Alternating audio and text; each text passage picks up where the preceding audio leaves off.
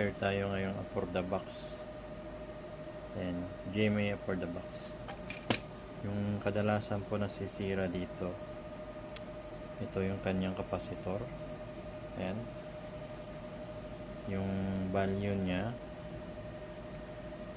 ay 1000 microfarad, 16 volts. Ang gagawin natin dito, modify na lang. Kasi kapag 1016, ang bilis po niya masira, lumulobo siya. Ayan. Yun, ipapalit natin. Ayan, ito. 1025 volts para hindi na siya lumubo ulit. Ayan, mas malaki siya kaysa original. Dito natin yung kinuha. Filter po dito sa kanyang supply. Secondary. Kabit natin. Ayan, nakabit na natin siya. Ito na siya ngayon. Oh. Ayan. Ito yung pinaginangan. Almost 90% kasi nasira na for the box. Ito laging kapasitor na to. Kapag nawala ng power yung for the box nyo, pag binuksan nyo yan, makikita po ninyo yung kapasitor na to.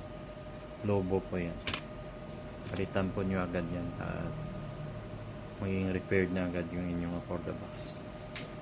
I-assemble natin tapos test natin kung magpa-power na ba siya. Okay? Okay. Test na natin yung unit kung magpa-power ba. Plug natin. Ayan yung ating mga tinitest na surge suppressor. Oh. 2 piraso. Kasi magtatagulan na naman. Prone tayo sa kidlat. Kaya magawa na tayo ng pang-protection sa ating mga gamit. Plug natin. Yan. Yun. May nakalagay boot. Ibig sabihin nag-initialize na yan. Yun. Lumabas na yung kanyang channel. Ibig sabihin good na yung ating for the box.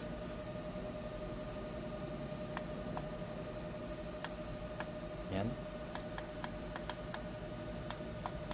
Lipat-lipat natin yung channel.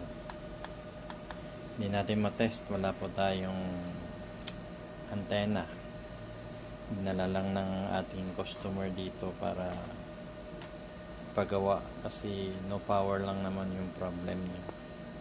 Kaya so ginawa natin. Yan, nag-power na. Pwede na niya to kuhanin. Okay?